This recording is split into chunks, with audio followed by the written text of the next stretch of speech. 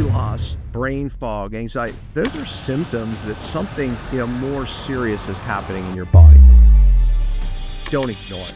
So it's not normal, is what you're saying. And now I could see the unhealth on them. I could see they're on medications. So they're eating this food and then they're taking these medications. And we wonder why. I mean, we have slipped to the sickest country in the world.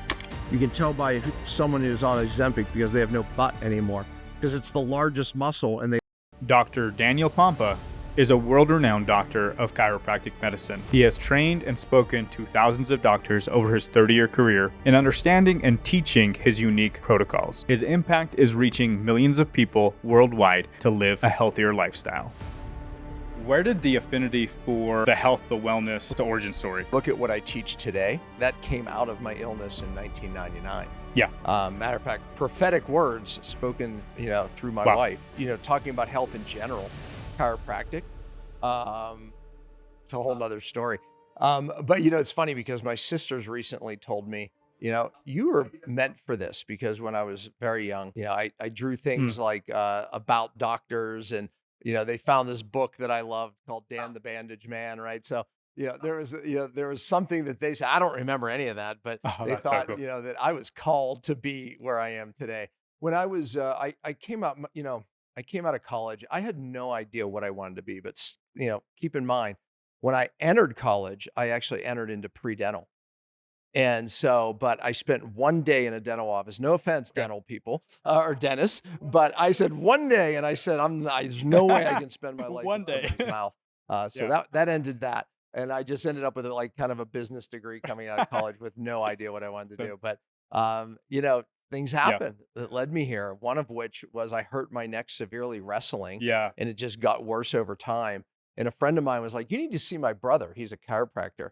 And I said, I don't really go to doctors, right? I was raised by a bricklaying Italian father who just really wasn't raised like you run to your kids to doctors. And we never took medication. I never even took, I've never taken an antibiotic, given any type of medication as a child. Mm-hmm. So. Are you a second generation immigrant? So I'm technically third generation. Yeah. Yeah. So my grandma and grandpa were from Italy. Sicily, and a little place in Foggia called Catabolic. Oh, that's awesome. Yeah, from my mother's side, sure, her family's Sicilian. Yeah, and my father was in World War II, and he was, when the medics weren't there, he was the one that jumped in with no training. It didn't matter. I mean, if you were willing to, help, anyone's going to take help, especially when you're in a foxhole for a month. Yeah, with no help. And he told me those stories, and I remember watching a documentary on World War II and how they would be trapped in these foxholes in Iwo Jima, Okinawa. And then I realized that's why my father was never afraid to doctor me. I'm telling you, I would come home with like gaping wounds, and my father would, take care of every wound I ever had. So, he was. That's amazing. What other values would you say that you extracted from your father? Just the value somehow that the body heals itself, right? Health comes from within, not outside in. When we had fevers, they weren't giving us aspirin, Tylenol, Advil. He'll be fine. Let it roll it out. So that was, one thing. And a hard work ethic. My father, with the Italian way, it was like your reputation is more important than anything. And that's kind of a very old Italian thing, is reputation matters most, right? And especially in small communities. I no doubt he instilled that in me. So going back to origin story, so it seems like you have always had this affinity towards functional medicine in general, just helping others. What values do you have you garnered over the years from your mother's side? Yeah, my mother was the outgoing one. Mm-hmm. I'm not outgoing. I would describe myself as kind of an in-between introvert, honestly. But that said, my ability to communicate, that's my mom. I mean, far more outgoing than I was. But, I learned how to interact with people from my mom. She was so personal, and she was the one. She had that heart. She did. She had a heart for everyone. People would call the wrong number, and she'd talk to them for an hour. That was my mom. Yeah, mom. No, just Yeah, no, nobody. seriously, yeah. Wrong Do you number. remember? I mean, seriously, like when phones were on walls, Yeah. right? Growing up, right? I'm 59, so phones were on walls, honestly. And yeah, we had to get up and change the channel. We had 3 channels, but it was like my mother. It's not like you could leave the room. It's like she's like on the phone with this stranger, in the same room. It's like how does that happen? Who does that? I don't do that. Is there like a fondest memory or something that you can recall about either parent? Doesn't matter, that you think really shaped the entirety of your life. I mean, fondest memory. I think just my father. Again, I think it was the way he took care of me, and his impact, the way I viewed health, impacted who I am today. Mhm. He gave me a major premise, that health comes from within. Yeah. And when I was working for a friend of mine, and I kind of started that story where he said, "You need to go to my brother," because I had trouble. I broke my neck wrestling, and I had trouble turning to my right. Mhm. And he said, "You should go to my brother." I'm like, "I don't go to doctors," but I ended up going to his brother, and he was a chiropractor, and I just was like, "Wow, this is amazing, right?" It was the philosophy: remove the interference, and then the body heals. Health comes from within. And he just kept saying, "You need to be a chiropractor, man." He's like, "You just get this." I'm Yeah. like, "Well, I was raised that way." So, I mean, my father impacted that, Mhm. right? It's like the body has a fever. I was just raised that it has a fever for a reason. Mhm. It's killing off the bacteria and the virus. And, why would you take that fever down unless it's a massive emergency? Of course, in that case, go to the hospital. But Mhm. yeah, it was like I was just instilled that philosophy, and I run with it today. I got my life back, my story, which I'm sure we'll get into, Yeah. with that philosophy. Yeah. Something's wrong. Remove the interference. My body can heal. I just have to figure out what it was. It just took me some years to figure that out. Like Yeah. most people. I always say if you're not getting well and you're doing all these things, you just haven't found the cause yet.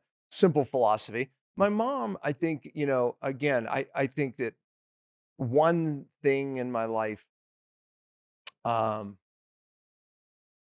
I don't know if it's a good memory.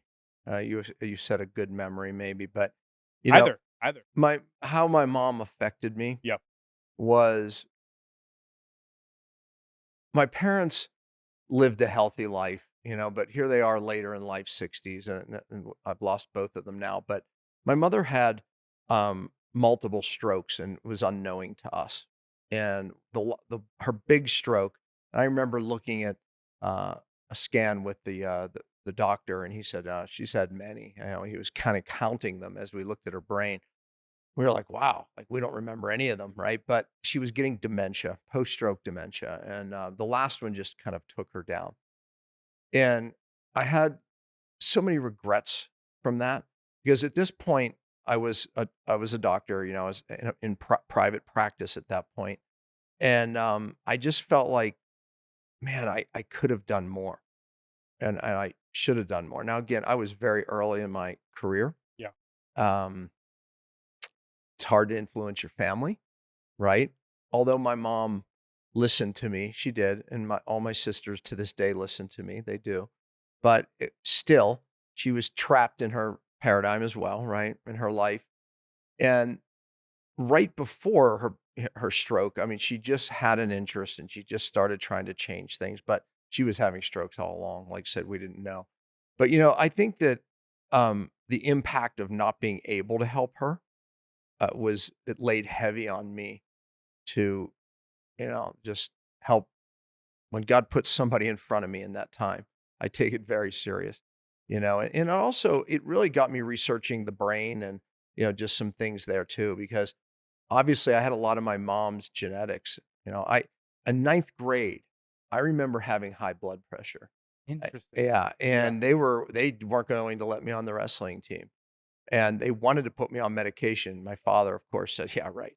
Yeah, yeah, not going to Right. happen." Yeah. But I just remembered that, right? And it's like I always ran, this higher blood pressure. To here I am 59 on zero medication, blood pressure spot on normal, Mhm. right? So again, we inherit uh these susceptibilities that get triggered, Yeah. right? The gene gets turned on. It's called epigenetics, right? It's not, so I inherited the that predisposition, and then my lifestyle was turning it on. Yeah. But I've turned that gene off, right? And that's a lot of what I teach. But yeah, so I was concerned that, could this happen to me? Mhm. Right. So yeah, it put me into a lot of research even then.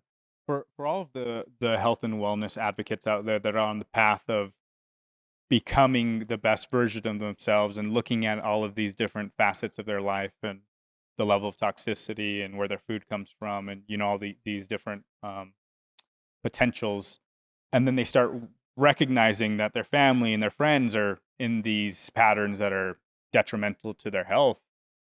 Is there something that you would have said to yourself back then, or some way you would have coached yourself through how to reach your mother to maybe take it more seriously?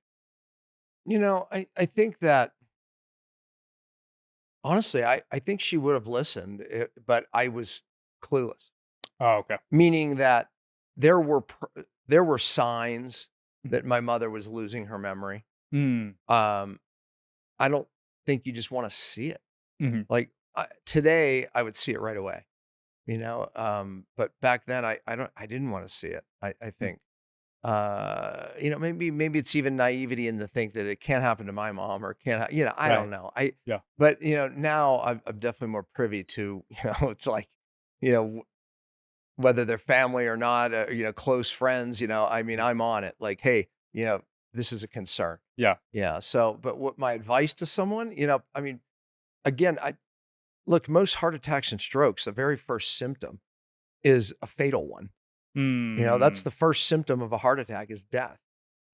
Still the number one killer. Mhm. Strokes not far behind. But, so I think that uh, the big advice is don't think it's not going to be you. If Mhm. you're living the standard American lifestyle, most likely you will get one of those killers affecting you. Mhm. And today it's happening younger and younger. My generation started getting sick in their 40s. My mom and dad's generation, they didn't start getting sick into their, 60s. I mean, Mm. honestly, think about it. Yeah. Today, it's kids. I mean, 20 and 30-year-olds getting Yep. cancer, Yep. right? And neurodegenerative conditions. Mhm. I mean, this is ridiculous. Yeah. So don't think it's not going to be you. I mean, honestly, that would be my advice. Don't think that that's going to be the case. Mm. And we tend to ignore the things that can end up to be a bigger problem later. Energy loss, brain fog, anxiety, those are symptoms that something, more serious is happening in your body. Yeah. Don't ignore it. That would So be my it's advice. not normal, is what you're It's not saying. normal, Right. even though it's so common. Yes. It's not normal, Mhm. but we think it's common, right? Mhm. Or we think it's normal because it's so common. It's not. One of the things I want to ask you, and I want to preface it with stating that my family care physician was a chiropractor. We didn't we didn't have a Yeah, primary it's care cool. doctor, Yeah. so we had alternative medicine. Wow. My mother had that same philosophy as your Mhm. father did, which was, there's no need for medical intervention unless it's an emergency. Yeah. You have a fever, drink garlic. Like there's Yeah. certain remedies that Exactly. we took, and so yeah, I haven't taken an antibiotic in ever. I don't Yeah. remember it. Yeah. So We're rare, aren't we? I yeah, mean, and there's a time and a place for medication. You said that. but I was prefacing it for you. The preface was in the medical community, chiropractors aren't, have. This is the question: do you get pushback from the traditional medical community for giving the advice, the prescriptions, the things that you give out, the antidotes? Because from my perspective, you are killing it. You are doing amazing. You're reaching hundreds of millions, if not billions, of people online right now. But does traditional medical Western medicine, do you get a lot of pushback from doctors, from I physicians? mean, if you go on and read comments, the Uh-huh. answer would be yes. Okay. I mean, there's always that. Mhm.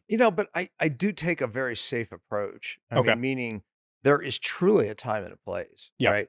I think that that's where, premise and philosophy determines that a little differently. Yeah. I think that, you know, most people today, if their child just starts coughing, they run them to the doctor and they get put on an antibiotic, 100%. right? That to me is a philosophical problem and a Yep. major premise issue, right? That Yep. they're just not educated. And I'm not blaming anyone for doing that. I'm saying that the education is that's what you do. Yep. Instead of, oh, your body heals. Symptoms are actually normal. Your fever's up for a reason, right? You have a headache for a reason. Let's get to the cause.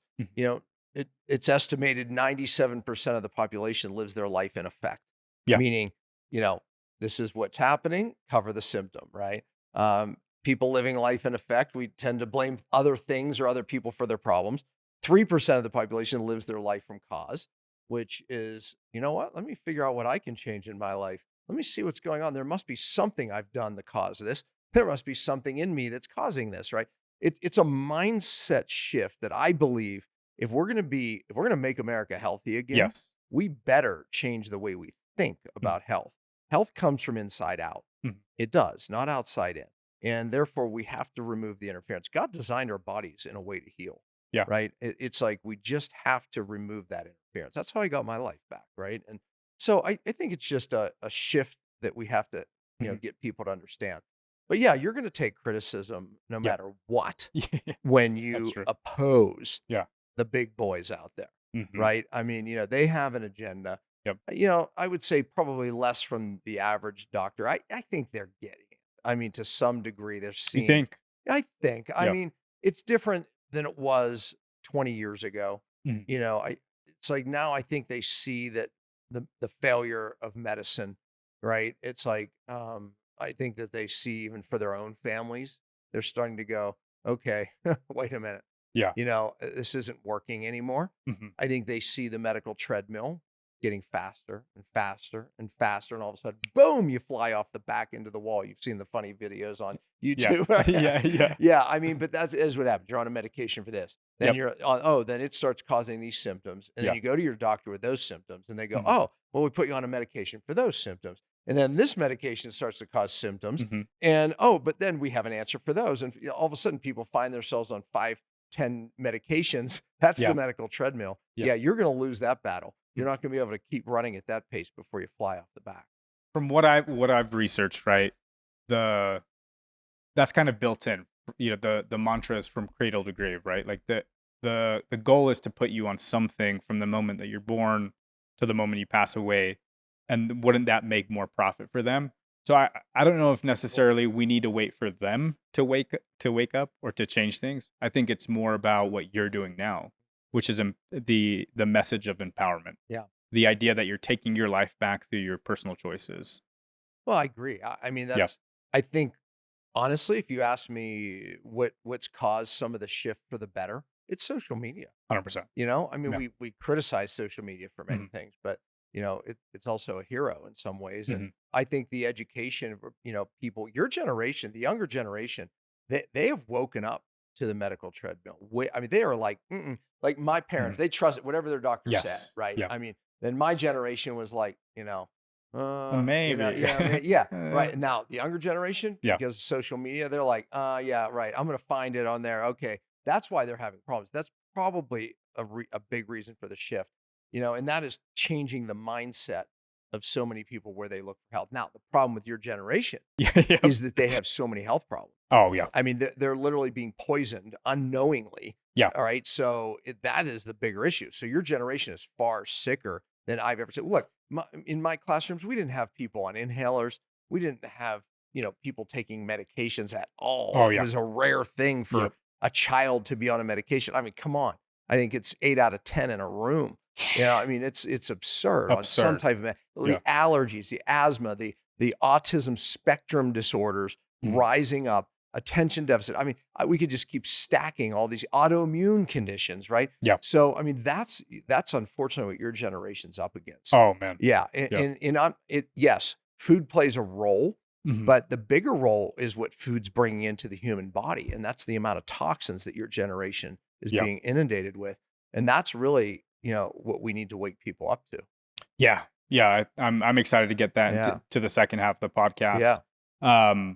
The reason also I wanted to highlight your parents is because I don't know if you have this, but I feel like as a second generation immigrant, I'm so grateful for my parents choosing to immigrate here from another country. So your parents came from Argentina. Yeah. So immigrated, so I'm first generation American, Mm-hmm. and just so grateful and proud to be. Yeah, so I am second generation American. You're first generation American. When you Yeah, think of it, yeah, yeah. So exactly. Yeah, that's yeah, exactly. And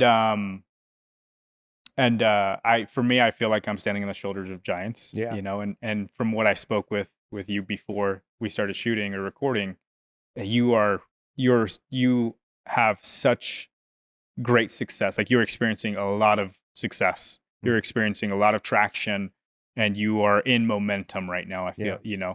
and yeah, I just feel like I like to give the roses to parents and grandparents and people in our It position. is true because Mhm. I just got goosebumps Mhm. because what you said is true.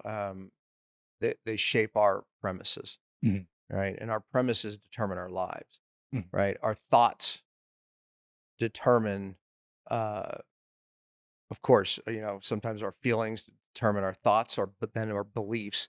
Our beliefs then determine our actions, and Mhm. then our actions become habits, and then our habits become our destiny, right? Yeah. So, I mean, and Yeah. so they are determining a lot of these beliefs, Mhm. right? And for better or for worse. Yes. Yeah. Yeah. And I have to say, that's probably why I got goosebumps. I was Yeah. thinking, my gosh, I feel blessed when you said that Mhm. because, I had a lot of good beliefs instilled in me Yeah. from good parents and good people.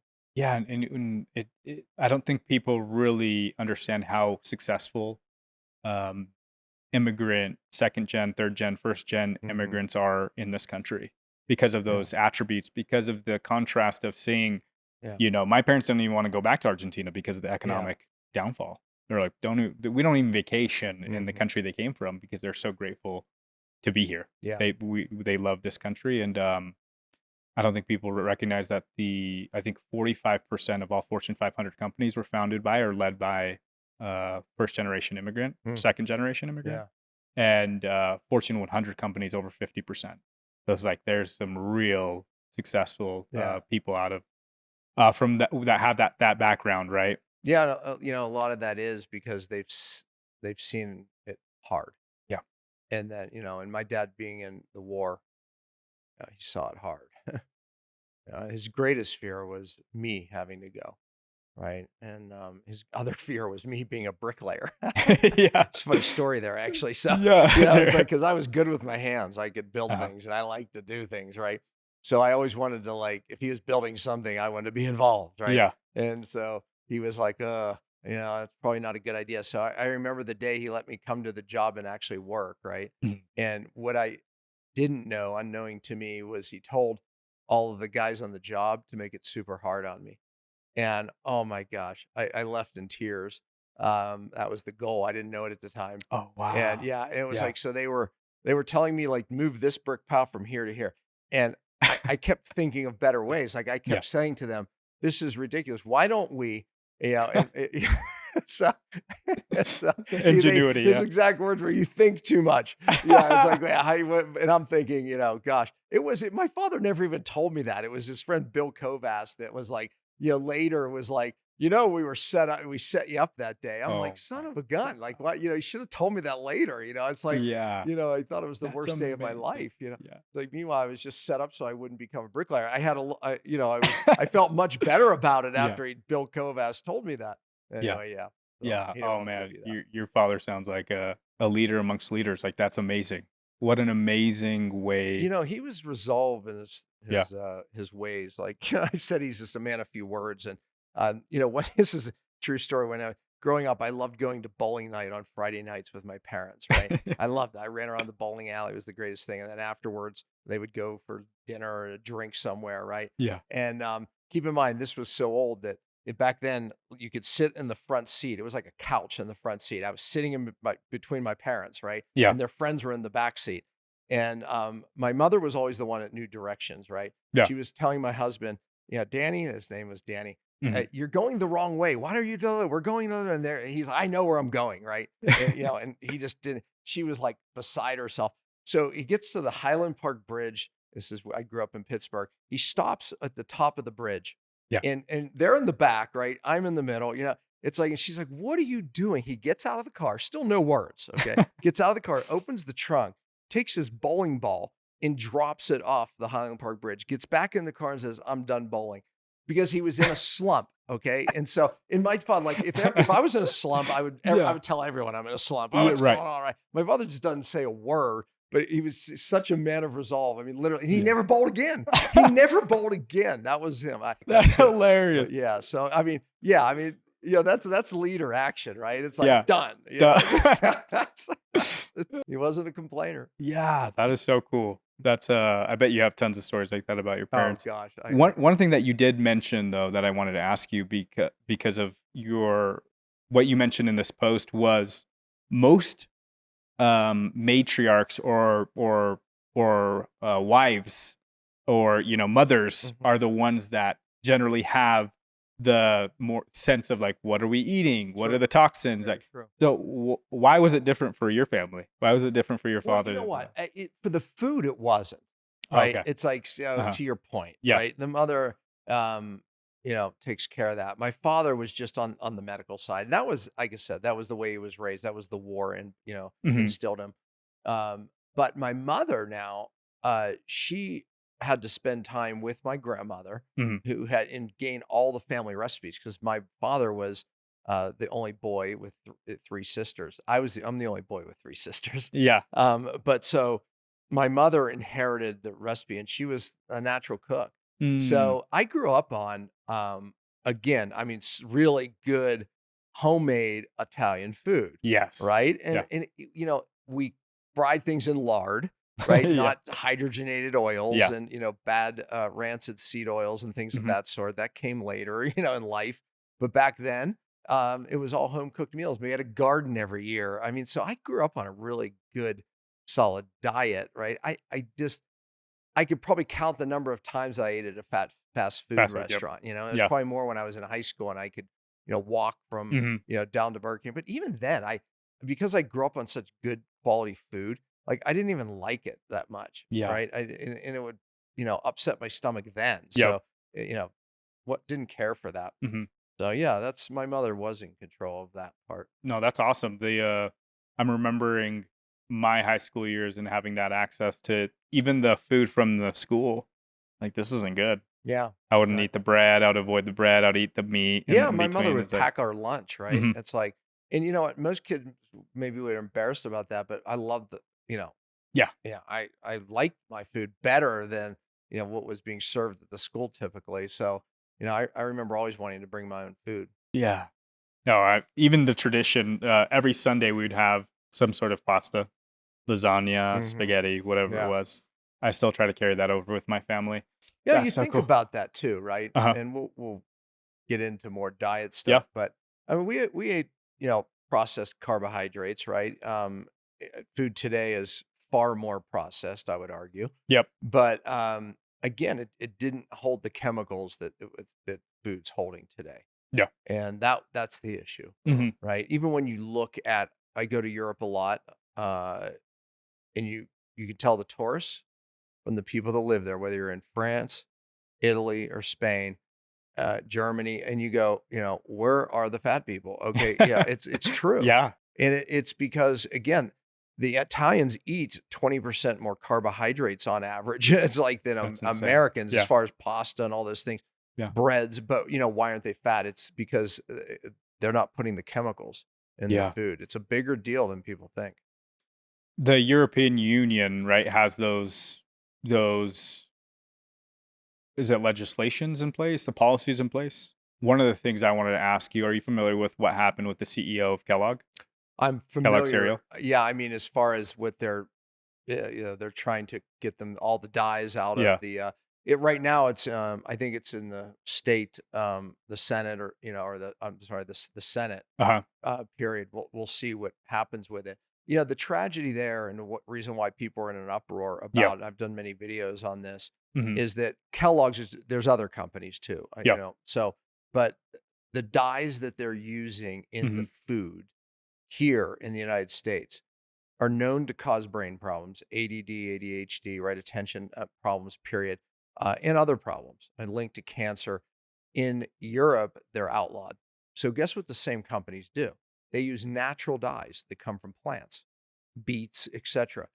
so they're red dyes in a lab. So when asked these companies, well, why don't you do that here? They say, well, the colors aren't as bright and the kids like the brighter colors. So they blame the kids.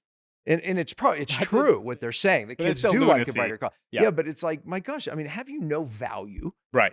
But again, one thing I've learned, Yep. I've met people that work for Monsanto. They're the company that makes glyphosate. This chemical arguably has decimated the health of humanity from the 90s, to now. And when you talk to the people in the company, they believe strongly in their product. I mean, I Wow. even met, a high up in that company. Yeah. And, they are sold the science. This companies make it their job to educate the people who work for that company on how safe their product is. Wow. So they really do believe it. So, I'm sure the people that work for Kellogg, even some of the high ups, believe that those dyes are absolutely, healthy and it's okay. Yeah. And, too bad the Europeans have done that because we'd have brighter colors over there. Seriously. So yeah, I mean, Yeah. but hopefully it changes because, Mhm. we need to make our food as healthy as that. Yeah. I mean, to your point, the uproar is happening. There's like a hashtag like ban Kellogg's. I think the kick in the face or the punch in the face comes from the fact that they are able to produce healthier options, but they choose not to. That's the problem. That's Yeah. the problem. Yeah. Yeah. Yeah. Meaning, and they're saying, yeah, the kids like the kids are Mhm. choosing. They like the brighter colors. Yeah. Yeah. So, and again, the people working the company probably believe that, right? But it's simply not true, right? It should be, those colors should be banned. Kellogg's, and it's not just them. I'm wondering why other companies aren't taking it on the chin as well. Maybe they're next. Yeah. I mean, you see, so one of the companies that I started years ago was a organic snack company, and it was a banana based chip, and that's when it was 14 years ago at this point, maybe 12 years ago. But that's when I started having the awareness of what actually happens to successful organic health conscious brands, which at certain point when they do have product market fit, Mhm. they end up getting swooped in and purchased and acquired by Yeah. The Pepsi big boy. Cola, the big Mhm. boys, right? Yeah. And I have yet to meet a company that has been around for more than 5 years that hasn't been Yeah. acquired. That's why people start them so they get acquired, and then people buy into the brand. They don't realize that the brand has changed Yeah. as far as a health perspective, and they're still buying it. Hmm. Yeah, that's tragic. I mean, when Hmm. you look at big food and big pharma, and our goal is to make this country healthy again. Oh boy, you know these companies are gonna have to make some change. They're gonna have to be forced to make some changes. Yeah, and it starts with the purchasing power and the decision of the consumer, I right? agree. We vote with our dollars, folks. We vote with our dollars. Right. I was in Costco. I did a video in Costco and Yeah. I mean, I was stunned. I was amazed what I saw. What amazed me the most Hmm. is what was in people's baskets.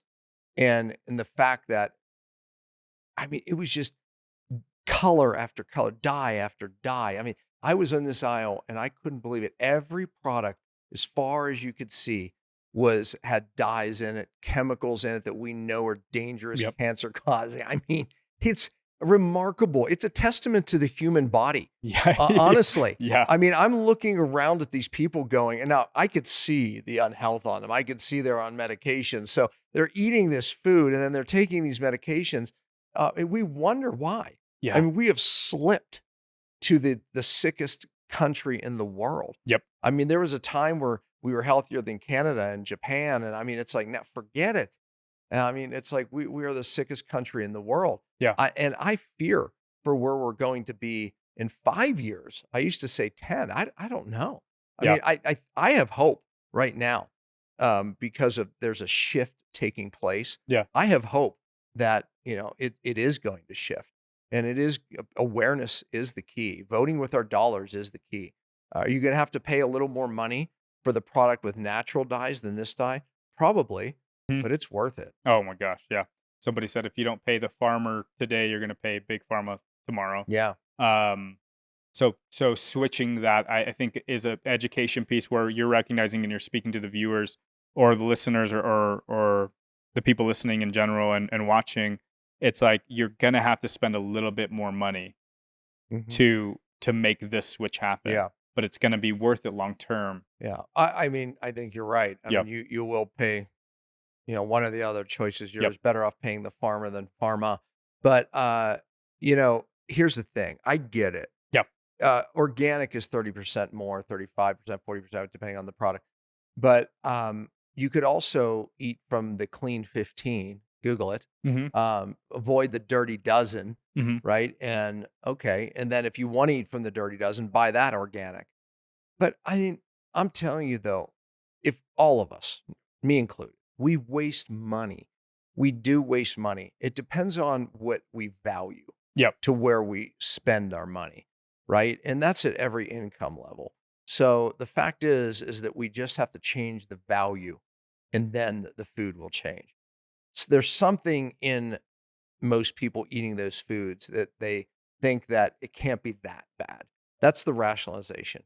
Or I'm okay because again, what has become, normal Mm-hmm. is not normal. It's No. common. So again, you're comparing yourself to your friends, your family, and you're thinking you're okay. You're not. Yeah. You're not. And then you get trapped on, medications because now you're diagnosed with an autoimmune condition, a thyroid condition, diabetes, all of what is just going like this. And now you're on the medications. Oh, but it's okay because my insurance pays for it. Okay, well, the problem with that is, see, now you're stuck in the system, right? And so, they're running you instead of you running it, right? Again, I mean, my kids have never been on an antibiotic, right? They don't take drugs. I mean, Mm-hmm. we're really lucky people, Yeah. or we have a different premise. Yep. We have a different premise. Yeah. And again, if there was a need, we would do it, right? There's emergencies. I think medications are for emergencies, and it's the right time and the right place. Yeah. But again, I'm blessed we haven't had that situation. I mean, my kids have broke things. We've had those type of emergencies, and we went to hospitals. Mm-hmm. When you're speaking, the passion, you're exuding passion, you're exuding that you are on your life's purpose. Like I was speaking to earlier, my primary care physician was my chiropractor, and he has had a very successful practice, and he's been practicing for 40 years in his zip code in his little area, and he's had the same 1,500 clients for 40 years. Yeah. Okay. Was there a moment where you pivoted and you were like, a local practice isn't enough? Mm-hmm. I need to get this message out globally. When did that happen for you? Yeah, when I was in practice, my goal was to educate my community, right? Mm-hmm. I did talks every month, right? I did talks every week, actually, but Wow. I did health education talks every month. That's how I built a practice, with a goal of changing my community. And my team, we were all on the same goal of, it's about, it's our duty. It's our job to educate this community because they don't know. Mm-hmm. Nothing's changed. I just have the opportunity with social media to do it to the world, right? So, Mm-hmm. went from this, to this. Yep. The pivot for me was my illness, and that was back in 1999, Mm-hmm. end of 99, 2000. And then that led to me having to solve my own problem. Mm-hmm. And that led to everything that I teach today, from pain to purpose. And it was a promise. What was that story? What's that story? I had a very busy practice at the time, 2 young boys. I have 5 kids now, but 2 young boys at that time. Mm-hmm. Married, everything great. Life was very good until it wasn't. It started with just fatigue, like so many people. And like many people, you just justify it. Well, I'm training too much. I'm too busy. I'm stressed. It's like, well, it was getting worse, not better.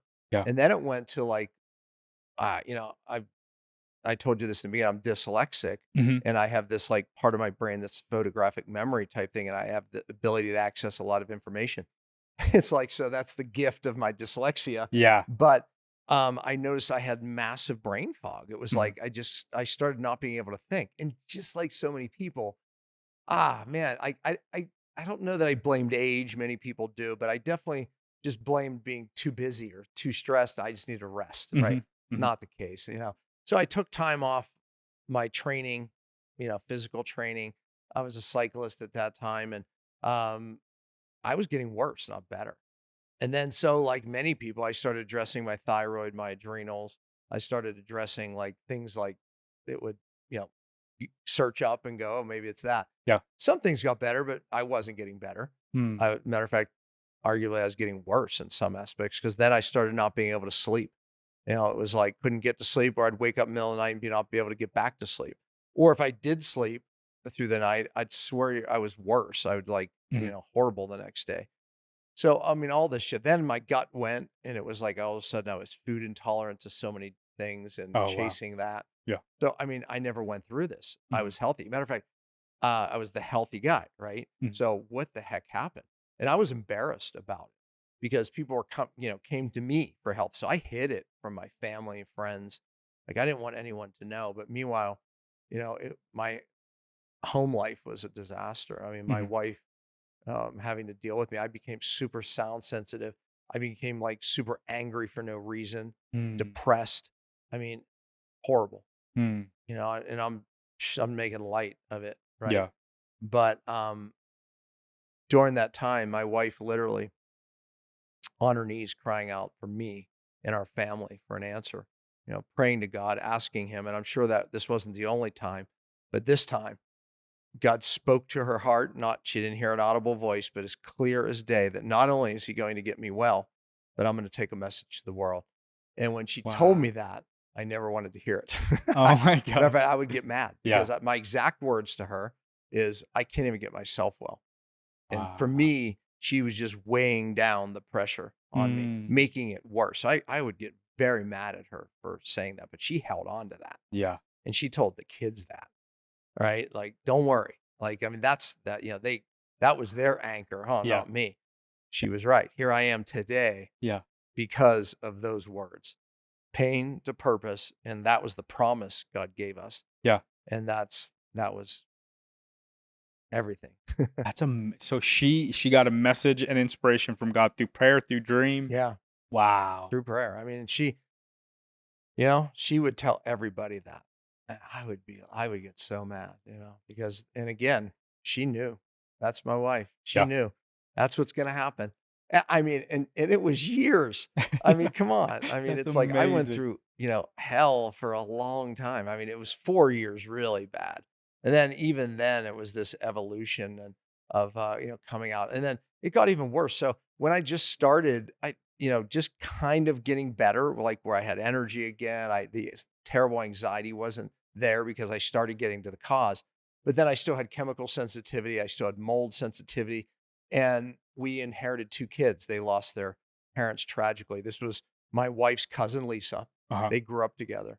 And a year before this, she said, if anything ever happened to us, would you take the kids? Of course, of course we would. So her husband shoots her and then shoots himself. We end up with two 7-year-olds. Oh, and the boy was on the autism spectrum. So we didn't like visiting them because he was, a nightmare. But we got the kids. And when Wow. we got that call, I was like, I knew we got the kids. That was all that was on my mind. So our life flipped again. We even ended up battling the grandmother in court. I mean, it was like because it was a Yeah. mess. I mean, headlines read chiropractor steals from orphans, and it was a disaster. But all good. I Yeah. mean, matter of fact, those kids are 28 today. Mhm. Yeah, okay. They were Yeah. 7 then. Yeah. And my daughter went to chiropractic school. She runs all the coaching for our company. Right. Dylan's amazing. If you met Dylan, he was Mhm. the one on the autism spectrum. You'd never even know. Wow. He's creative. He's an amazing kid. Would you say that was reversed? His autism? Yeah. Yeah. I always said like if I was my first patient, he was my second. Yeah, yeah. Yeah. And, it's funny. And then, you build it and they come, and that is what happened. So to answer your question full circle, Mhm. my practice, I started doing less of chiropractic and I started doing more of these people who just were like, what's wrong? I don't know what's wrong with me. I can't get my life back. And I know what's wrong. Right. And I started everything I learned for myself Mhm. and Dylan, Mhm. I started applying to them. Yeah. So where does the curiosity come from, right? Because you can tell when you speak, when you post content, everything. There's a deep understanding of all of this, of environment, of health and wellness in general, from the cellular level to like everything that you speak of in general. You're very studied. Where did when did that start for you? Was there Was there a moment where you're like, I really have to figure this out? Was that you reverse engineering what was wrong with you and figure, learning that I way? think I have an ability for it Yeah. because when I was like 15, to I didn't want to, as a wrestler, I didn't want to cut weight like everyone else. So I literally started reading Muscle and Fitness, just articles, and as a resource to know how health works and diet. And Yeah. I just remembered like doing that. Right. Yeah. And it was like, you didn't have many reaches or sources then. Right. But that was one. And back then it was a lot better. But yeah. So, but I was dyslexic. I couldn't read until like, seventh, eighth grade. I mean, I Because you're struggled. jumbling everything up and Yeah, because everything. Yeah. It's like, and you just think you're dumb, right? Yeah. I always say this: every insecurity as an adult, or every bad behavior came out of my insecurity from not knowing how to read. Right? It wasn't. I didn't have anyone going, "Oh, you just have dyslexia." Oh, and let me tell you who's dyslexic that changed the world. Right? Yeah. Yeah. No hope. Right? Yeah, It's yeah, like, yeah. There's no role models. I Yeah. didn't have, they had no role models. Right? They were just like, if anything, it's like just put dumbass on the back of my shirt, right? Because that's what you think when Yeah. you're in the short bus, pulled out of classes to go like try to learn how to read. But I soon learned that I have a superpower of remembering everything that I learned. And even back then when I was 15, reading like try to learn about health the right way. Yeah. I remembered everything. I thought everyone could do that, right? And it was like, even then, so I was like, my sister, that's not true. And because I read something Yeah. 2 years ago and I just remembered everything, right? So even then I became the little annoying child that like wanted to know or thought he knew everything about health, right? So, Yeah. fast forward, when I got ill, I mean, it took me to a level of, I had to figure out my way out of this. Mm. And I went down a lot of blind roads, I mean, I learned everything about the thyroid. I learned all these things about how the brain works, endocrine system, your neurology. I mean, I just started learning at a fast rate. So with the dyslexia, I'm making files. That's so And, cool. and then Yeah. with that, I'm able to access that stuff and I'm able to put things together and create something that's new. So my detox system that I created, it was 20 years I've taught it to doctors, but it was like, That's the 5 R's, right? yeah, that's Yeah. part of it. And, it's like, I put it together, from everything that I was learning and learned and with the ability to access it. So What's your yeah. theory on where dyslexia comes from? Yeah, I mean, look, Were you it's like vaccinated as a child? very little. Yeah, I was too, but I'm Yeah. like, maybe it was the first Very first little. rounds of vaccination that Yeah. got, because I'm slightly, I wouldn't say I had full blown dyslexia, but definitely jumbling sentences and backwards. Yeah. And like what you're speaking to, the retention, I Yeah. had a huge, I had such a high reading retention, Yeah, it's but I was dumb in everything. yeah, no, exactly. Yeah. I mean, even to this day, Yeah. if you asked me to spell the word patient, I'd be like, it'd be almost a guess, right? And it's a word like I use every day, right? It's like, I mean, how do you not know how to spell it? Like, and today I spell it, tomorrow maybe not, right? It's like, it's insane. I'm laughing so hard because he's actually does copywriting for my company too, and I swear to God, I can't spell basic shit. Yeah, I'm like, what is that? I use this word every day. Yeah, no, so he Yeah. does. He has Yeah. dyslexia. But what happens though is other parts of our brain develop overly, right? Yeah.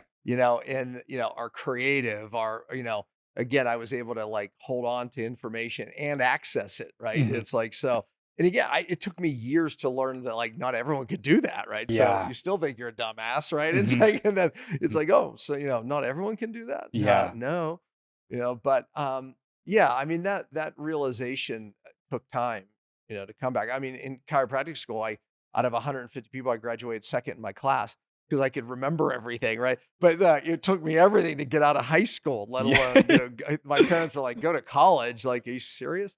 But it's, it does. Did you ever get held back or almost held back? Oh yeah. I got held back in first grade. Oh my Yeah. gosh. Yeah. Oh yeah. First grade. I had to do summer school in like 5th grade. Oh, So I had to do like- summer school. Yeah. Oh, I dreaded it. I mean, it might as well have been torture, right? Yeah. Oh. Because you look forward to your summers, and we hated school, right? Yeah, Because it was nothing 100%. but fear, right? Yep.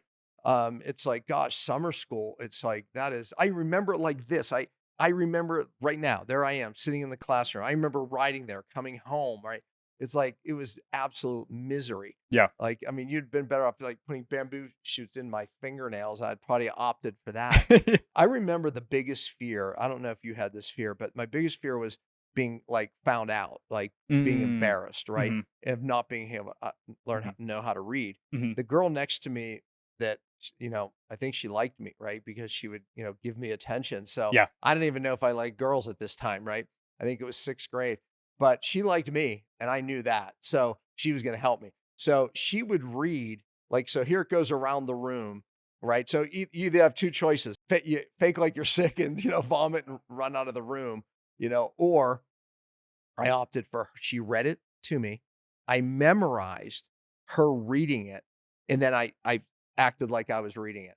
I mean, so that is already developing this part of my brain, like that most people don't develop, because I could literally audibly listen to her and then make it sound, all because of the fear of being found out. But, I mean, dyslexia, yeah, I mean, it was probably some insults back then to the brain, and the brain rewires in a special way. Mm. So, and, just like anything else, some of us probably are more predisposed than others, to it. So I don't know, but now it's a gift, I think. Yeah. So we have a running thesis that the best leaders are also the most prone to like rebellious acts, and that could be as simple as like not taking your primary care physician's word for it, Yeah. or when they say, "Hey, you have this," you're like, "Hi, what caused Yeah. it?" Yeah. And they're Yeah. like, "Oh, I don't know." Okay, well now I have to go figure it out. So they have a more rebellious nature. Yeah, no doubt. I Yep. mean, you think about other, some people just intuitively, genetically just fall in line, Hmm. right? It's like, I'm not falling in line. COVID, no. And I think that was another thing my father instilled. I think he said to me, we were sitting on my front porch, because I think that I was like, yeah, but everybody's going and I want to go. And Hmm. he said, son, let me give you some advice. If everyone's heading out, if everyone's heading right, head left, and you'll be right 95% of the time. I'm like, what does he even mean by that? Of course, the more people are going to figure out the right way than less people. So I was absolutely like, he's crazy. Later in life, I'm like, dang, he was so right. It's like Yeah. the masses just go in the wrong darn direction all the Hmm. time, So it was instilled in me, go opposite. If everyone's making a right, make a left. Okay, I can do that. Yeah, because they're heading for a cliff. Yeah. Yeah, that's so true. How many patients, clients, let's say over the last couple decades, what would you say? How many people have you helped? If you had to put a number Yeah. or guesstimate. Well, I mean, it's millions, because I've trained so many doctors Hmm. in what I do. Hmm. My program, Pompa program, we 200, 300 people a week into this. And, you know, the success is because the need is so great. I would never claim that I have the answer for everything, right? Hmm. But um, I, I definitely, God's given me what the world needs right now. And I pray for more answers. But because of that, we've been able to help a lot of people. I've trained a lot of doctors. I've certified a lot of the average people, pain to purpose, who have been sick and they're like, I want to learn this, right? So now I'm not just training doctors. My biggest excitement right now is training the average person, certifying them to be an influence into their community, friends, and family. That excites me. And then, of course, even then my own program, how many people we put in there. So a lot. Yeah, so millions. Millions. Yeah. And I want to ask you that because I want to get you have this perspective, you understand this space more than I do. What would you say pattern wise, the majority of your first time, like people that have that first contact with you, what are their general questions that they're asking, whether it's health Mhm. and wellness related, environmental toxins, health, how do they live a healthier life, what what are those topics? And then I want to dive a little bit, more than surface level. Well, when someone finds me, my work, one of my programs, these are people typically who've tried everything. Okay. I mean, honestly, they're like, yeah, I've changed my diet, Hmm. can't stick to it, or I stick to it and I still don't feel well. I've done all these supplements, they've been through the medication route, or still in it. I mean, they're somewhere along that path. Yeah. So, I mean, honestly, I think that it's mostly just, okay, why is this different? Yeah. And, why is this going to work? Right. I mean, that's something I think that no matter what has to be addressed. And there is a big real difference. All right. There is a reason why it works and nothing else has worked. Yeah. Right. So I think that's has to be answered always. Yeah. So double Mhm. clicking on that, Yeah. what is that? Why is it that uh keto diet doesn't work 100% of the time, or a primal diet, or Mhm. these different kind of catch-alls? Why aren't they working as well as they Yeah. could or should? Well, Okay. There's two parts to that. Yep. Number one, I teach something called diet variation. So I'm a believer in diet change. I don't stick to one diet. As a matter of fact, I don't believe you should be in any one diet too long, whether it be plant-based diet, keto, uh, whatever, carnivore now, right? It's very popular. So there's magic in changing diet. The second part of the answer is toxins are playing a bigger role. Yeah. One of my sayings now is you won't get well with a perfect diet today. Once you go over this point where your bucket overflows. Yeah. You won't get well with a perfect diet, but you won't get well without a great diet either. Right. So meaning you have to change your diet because we have to stop what's coming in that's bad. But the problem is we have to deal with what has been accumulated and damaged. We accumulate toxins from the womb to the tomb today at a level post World War II. It's the chemical revolution that occurred. And this is the big issue. So therefore, people are changing their diets going, what's wrong? They're trying this diet, that diet. Even people can't lose weight today. Yeah. Even with these dietary changes, there's a reason for that. And one of the, this, my saying is you have to fix the cell to get well. Right. And right now it's in vogue in alternative medicine to take bioidentical hormones, safer than taking regular hormones. But is it the answer? How's it working out? It's not. Right? Because the problem is toxins are creating cellular inflammation. That means your cell membrane's inflamed. Now, here's why. Yeah. What happens. Your receptors to all of your hormones, even nutrient receptors, are on that membrane. They get blocked. They get damaged. They get blocked. Inflammation blocks them. So now, even if your blood levels or hormones are normal, they can't attach to that receptor. That's how they work. Hormones have to attach to receptors. It's like your cell phone. Yep. Your cell phone doesn't work unless there's a tower nearby. Yes. Right? If you're out in the middle of the desert, useless. Useless. Yep. Yeah. But when it connects to the receptor, the tower, now it gets the message, right? That's what's happening. That's what has to happen in your cell. So it doesn't matter if your blood levels are normal. Doesn't matter if you have a cell phone. It has to attach to the receptor and then gets the message in the cell. You feel great. But what if something's blocking that? That's hormone resistance. That's why most people don't feel well. That's why you can't lose weight. That's why you don't have energy. That's why you have brain fog and you have anxiety because you're trying to balance that energy loss with cortisol and adrenaline. And so this is the issue. Yep. So the better question is what's driving this cellular inflammation? What's blocking these receptors? And even getting our good nutrition in our cell and the toxins out of the cell is blocked. So now you're building up more toxins in the cell. And now every susceptibility you inherited from your parents is getting triggered.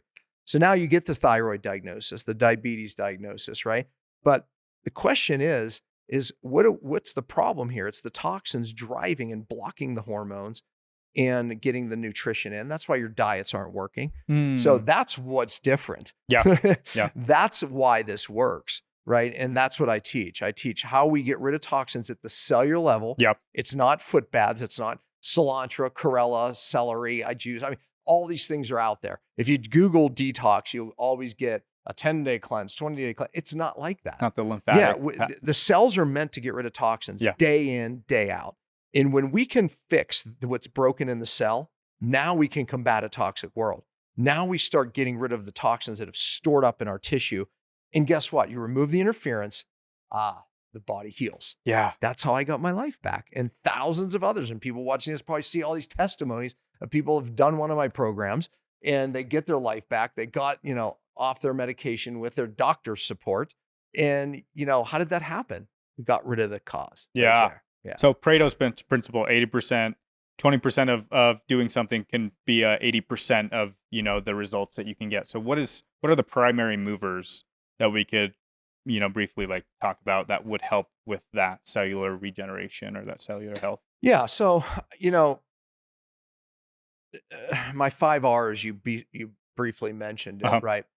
That became a roadmap of what I used to teach doctors. Now I teach it to the public, but just because people get it. Yep. It's a simple way of very complicated science that this is what's broken in our cells of why we all don't feel well or why so many people have hormone problems or autoimmune and gut problems, right? So the 5 R's became a roadmap. And where that came from was I was doing a lecture in California to a group of doctors.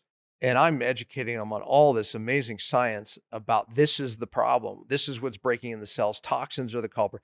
And I could tell they didn't get it. Yeah. I could tell that they were just like, they wanted to get it, but I could tell I was the only one excited. On the way home, I was kicking my own ass because I was like, it must have been some, I did such a bad job. And I remember literally like praying, like, okay, Lord, you have to show me a simpler way to communicate this. And there I am. And all of a sudden I got an idea. All of a sudden I grabbed my notebook and the 5 R's was born. I'm not kidding. I say this, I'm not smart enough to come up with it. It happened, and it is exactly what's broken. And somehow it was in these files that I learned. Yeah. Right. Yep. Like I was saying, the dyslexic brain, I just didn't know it was there. And then God just allowed access. I was like, okay, this is it. And then that became the roadmap of what's broken and what needs to fix. Our number one is remove the source. If we don't remove the real problems, if someone's living in a moldy home, you'll never fix this, right? The gene's going to stay triggered. The problems are going to, still be there. Their hormones are going to still not work, but we need to get rid of the sources. And we could talk about that because I feel even alternative medicine is missing the sources. But let me just run through the 5 R's and we'll get back to R1. R2 is you have to regenerate these cell membranes. Mm-hmm. There's a saying, life and death begins on the membrane. It's true. Yeah. Your cell membranes determine every bit of health and disease that happens in your body. And to understand how important the cell membrane is,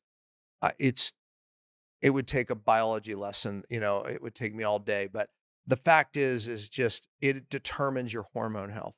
It determines what good is able to get into the cell. And then when your cells make energy, it's like the damper. When you burn wood, you make smoke from the energy.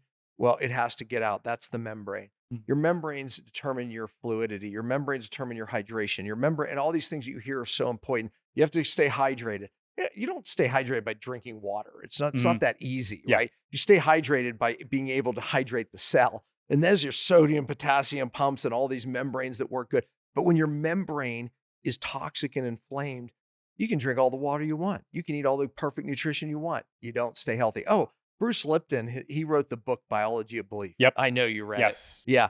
Your thoughts, yes. He says, determine who we are and become, right? Your destiny is determined by your beliefs, your thoughts.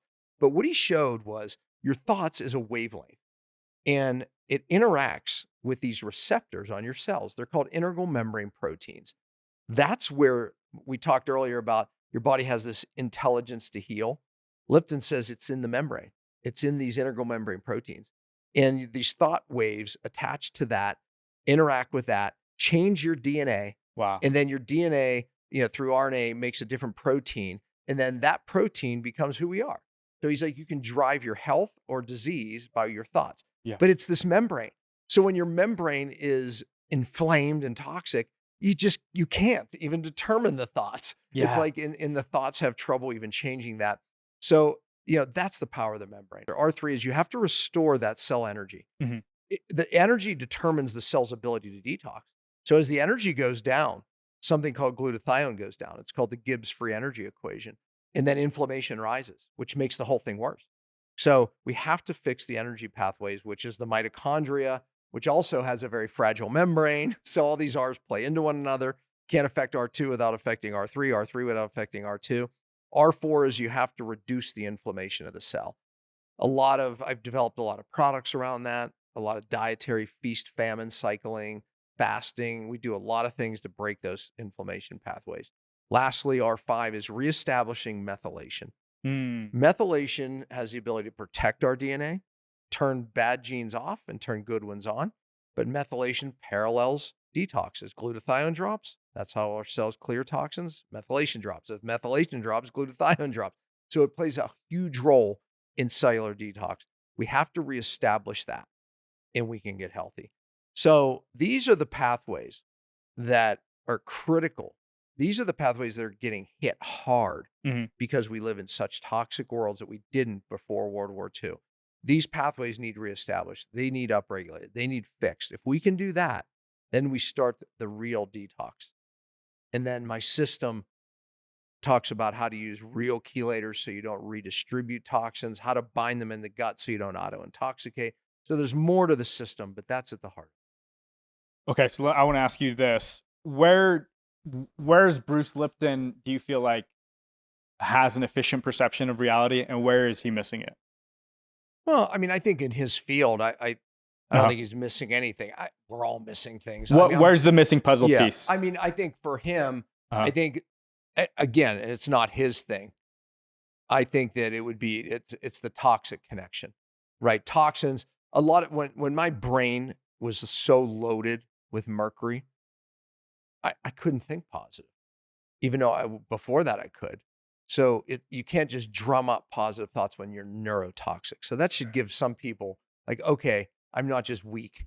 I'm not just no, I couldn't draw. And now as the mercury came out of my brain, my ability to think more positive became easier and easier and easier. Okay. So there is a hand in hand there that not everybody can think positive. A toxic brain cannot.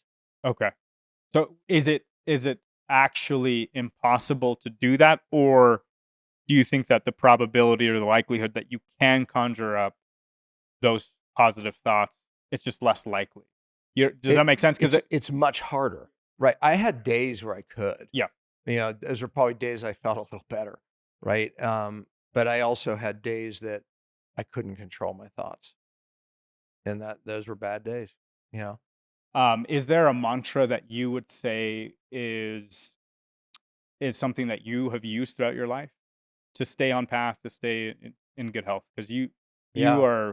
you exude good health. I mean, my mantra is that, again, even when I was at my worst, I still held on to there's an interference. There's something that's keeping me from being myself. There's something keeping me. I'm not just crazy. I remember conversations with my wife, got me like doubting, going, "You sure I'm not just crazy? Maybe so." Absolutely not. She embodied the same philosophy, but I held on to the philosophy, and I knew there was something, and I was not going to give up until I found it. My biggest fear was never dying. My biggest fear was living my life like that. And the worst part is that feeling like I've lost my mind, you know. But that, the mantra that is that there's an interference. I'm going to find it. That kept me going. The body can heal. Yep. You just have to, remove the interference and give it time and what it needs to heal. And you have to believe it. And you have to believe it. And I did. Right. So even to your point, even my worst day, I still believed it. I just felt sorry for myself. That I couldn't find it. Why isn't God answering my prayers? Yeah. I mean, it's like, but I still believed it. Wow. That's powerful. Yeah. I mean, we'll get back to R1 because I think there's a lot of practicals there. Because the sources, I love doing this. I love holding two glasses in front of me, one filled up to the top with water, right? Very, very edge. It'd be more impactful if it was wine because you could see it a lot easier, and it would be more damaging if it fell on the floor. And then one just maybe partly filled up, right? So two glasses, one to the top, one partly filled up. Which one can I take stress better? Of course, the more empty one. I can shake it, and no wine's going to fall on the floor. But the one right at the edge, just a little bit of stress, boom. Okay, this is where people are living their lives, right? In and out, just a little bit of stress, and they think it's the stress. No, your bucket's full. I call it the stress bucket, physical, chemical, or emotional, right? The body doesn't even know the difference. But the chemical stress is what fills it rapidly today. That's the difference. And then you can't handle the emotional stress because we all have emotional stuff, and some more than others. I'm not minimizing it, and it plays a role in sickness. It does. Yeah. But what can we control right away? What we're putting into that bucket. So it's our duty to turn that valve down to stop filling it. And that's where people can take action today. Probably a better example is imagine if there was a bathtub upstairs, right? Yep. And the drain is blocked because we've overwhelmed it, right? Yep. So it's blocked and the water's flowing in. We better make a decision to slow down the water, right? Now, in today's day and age, we can't just turn it off because we're still going to get plastics. We're still going to get forever chemicals. We're still going to, right? Yeah. But we can slow it down. Uh-huh. And this is where people need to think about for their families. We need to turn that spigot down, and then we can open up the detox pathways. Then we can open up and then once we get that bucket open, now you're this again. You can take stress, you have energy, you feel good, right? Yep. So, our number one, we better start identifying what these causes are that it's filling our bucket. Okay, so we'll get to that. Our number two, what you can do right away is your membranes function. The most important fat in your membrane is omega-6. Now, in this health space right now, omega-6 has a bad rap, but the reason is because people are ingesting adulterated, meaning rancid, bad omega-6. And all the products with all the seed oils, even in health food stores, it doesn't take that heat, so it's rancid. Omega-6, because it's so important, goes right into those membranes and drives inflammation and rigidity, the very thing we're trying to fix. Okay, so what you can do with your family is immediately avoid all of those fats: vegetable oil, canola oil, seed oil, corn oil, right? All those seed oils. Now, I'm not against seed oil. Seed oil can be cold pressed and have integrity. In matter of fact, I've created many products that have great seed oil because it holds a lot of omega-6 that we need to fix that membrane. So omega-6 is incredibly important, but we're being inundated with bad omega-6. And that's because it's so important in the membrane. That's the problem. So we have to change our oil. Everybody needs an oil change. And here's the funny thing. The saturated fats and cholesterol that have been also, the demon, it's like that started, especially in the 80s and 70s, 80s and 90s, I would say, because of one guy, Ansel Keys, who basically cherry picked a 22 country study and cherry picked 7 countries to prove his point. In all these countries that ate high fat, saturated fat and cholesterol, yeah, they had heart disease. Well, bogus study. But the bottom line is that moving to more saturated fats, grass-fed butters, lards, tallow, that's what you should be cooking, especially high heat, using in high heat. But they stabilize the membrane. Saturated fat and cholesterol actually stabilize those receptors that we talked about that are so important for your hormones. They actually are stabilizers. So we have to go back to those fats in the good omega-6 and the saturated fats and the cholesterol. So What anyway, about coconut oil, avocado yeah, they're oil? great. Avocado oil takes heat better, not as much as lard like tallow, but it's still better. Olive oil takes heat, but not as good as coconut oil or avocado oil or tallow, right? But so there's a grade. But yes, good olive oil, really good. Avocado oil, really good. But Coconut animal oil, fats is pristine. That's the as top far shelf. as heat goes, absolutely, Okay. it's pristine. But we learned the opposite. You Yep. see, so oil change. That's number one. That will impact your membranes as we remove the toxins from the membranes. That's what my program does, right? We teach people that process, but at least we can take control over that right away. Our number three, restoring cellular energy. Hey, look, a biohack is red light now. That's something you can do. You hear all about red lights now. Red light kind of biohacks that cellular energy, really impacts the mitochondria. Sunlight, get out in the sun. That impacts your energy, your cellular energy in many ways, right? So, so there's some things that we can control right there, right? Obviously, even diet change. Yeah. Our number four, inflammation. We have to reduce inflammation. Look, I teach fasting. If you want to downregulate inflammation generally in your body, learn the art of fasting. There's things called partial fast, where we just get under 1,000 calories and protein under 20 grams. And there's water fasting. I'm a fan of both in different reasons. Most people are better off starting with a partial fast if you're not used to it. But fasting, it gets rid of bad cells. We call them senescent cells. These are cells that live too long and drive inflammation. They drive cancer and other problems. So the best way to get rid of them is fast, right? Now there's daily fasting where you could just eat 1 or 2 meals a day in a window and fast for 15, 18, 24 hours. There's 5-day fasts, which I teach, how to do a partial fast or a water fast for 5 days, where your body massively gets rid of these bad cells that drive inflammation. But so there's all types of fasting strategies and diet, what I call feast famine cycling, that I teach that can help control inflammation.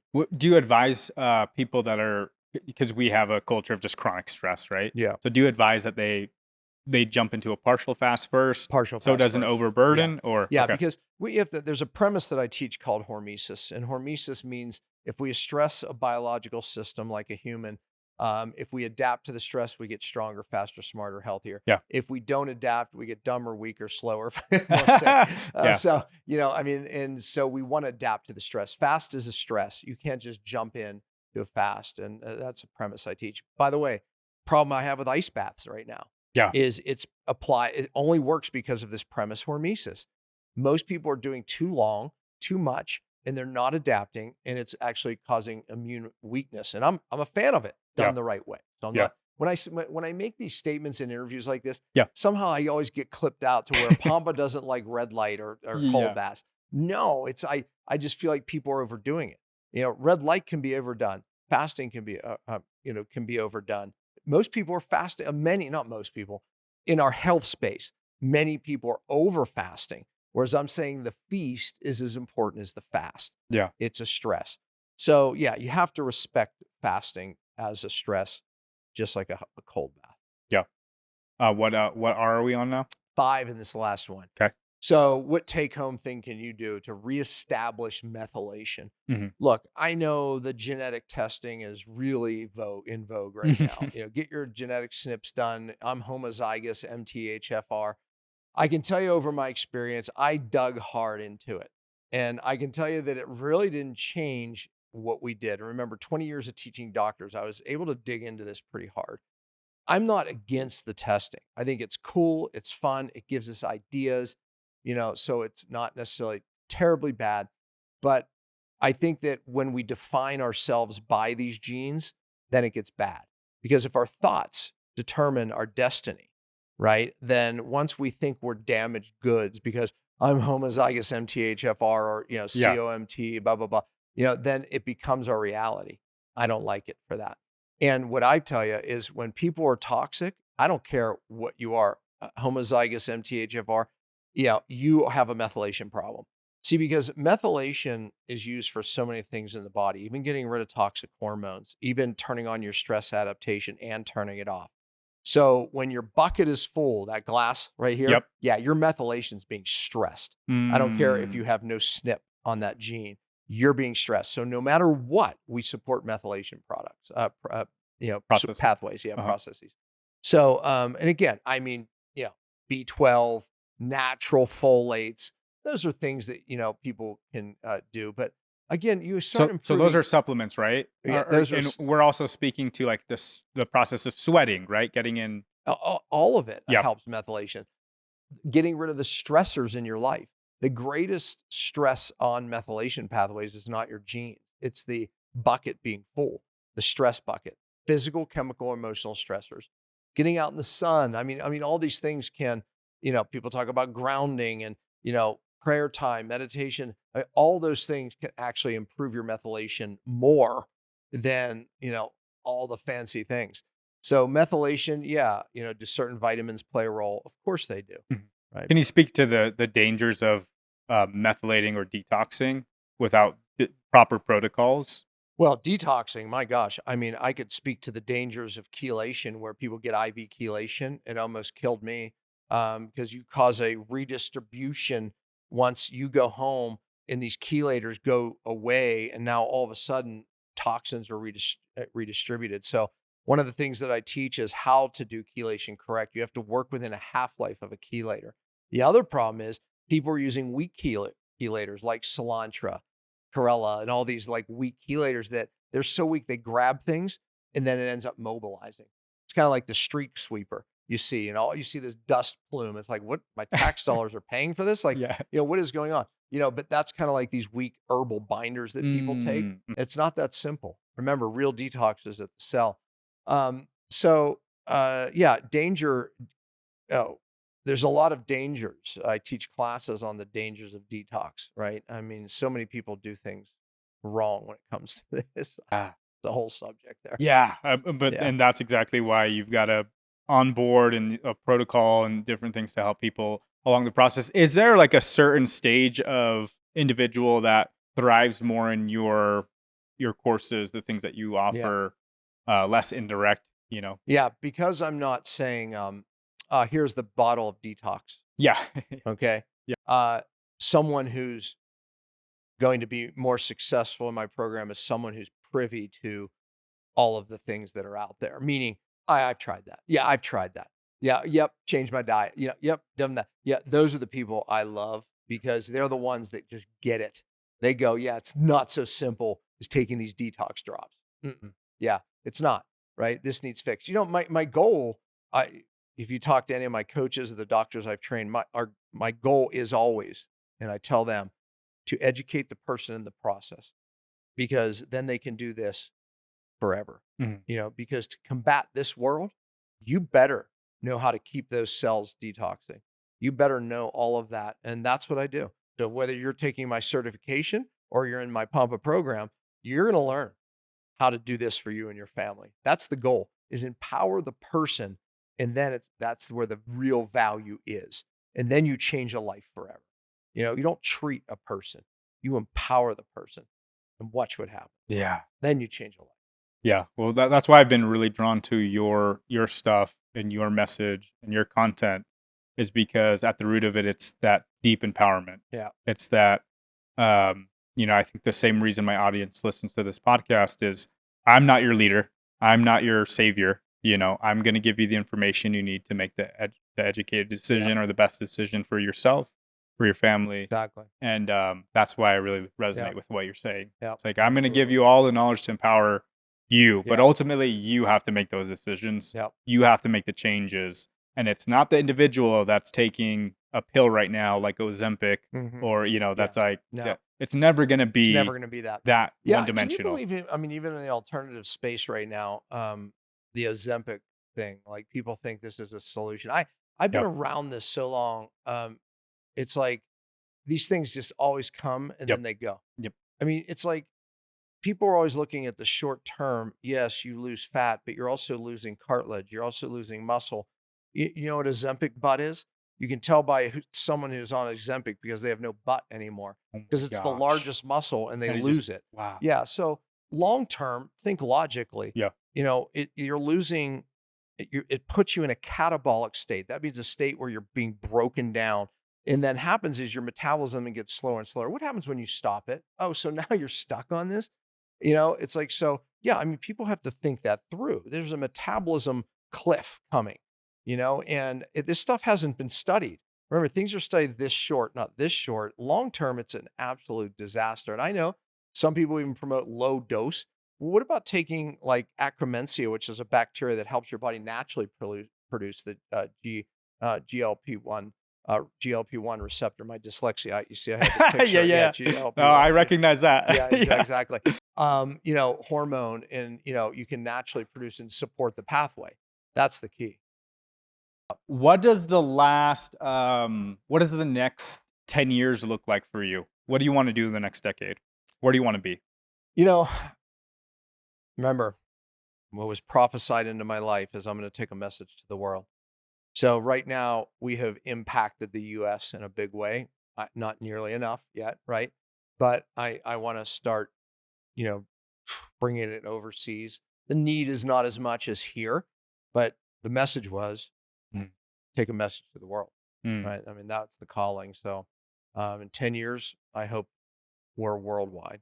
Where can people find you, and what's your closing message? Yeah, obviously you can watch my Instagram, Dr.Pompa, and Dr.Pompa is even my website, Pompa program, if they're interested in for their health. And you can even watch a free teaching that's there, exactly what I've taught doctors for many years, same exact teaching. It's amazing. You can find that on pompaprogram.com. Okay. And if someone's interested in being certified, I want to do this, healthcenters.com. And I have my certification program. You own the domain healthcenters.com? Yes. Have you owned it for a long time, or did you just recently acquire it? Yeah, recently in the last 2 years. Yeah, how much does a domain like that cost? I think it was like That's amazing. Oh my gosh, look at this cute puppy. Yeah, look at it. Well, thank you for coming on, Dr. Pompa. I really appreciate it. Yeah, what man. you're doing is inspirational. You're leading by example, and it looks like from my vantage point that you're winning. So you are inspiring so many people, so many holistic, so many wellness advocates out in this world, and we need more wellness warriors. So I just want to say thank you and thanks. Well, that's my goal, is create the warriors. Yeah. Right? That's what my certification program's about. So we need help. Yeah. But we can change our premises. Yeah. We're going to change health in America. We're going to make America healthy again, no doubt. All right, guys, thanks so much for tuning into another episode of the Adaptive Leaders Podcast. If we brought you any value today, please like, share, and subscribe. Guys, really, we need to get this message out. Dr. Pompa needs wellness warriors. Anyone that feels called, check out his products, check out everything he's got going on online. I promise you're going to be entertained. Because one of the things that him and his team have quantified is how to, make traditionally boring topics very entertaining with practical and tactics that anybody can really understand. So till next time, peace.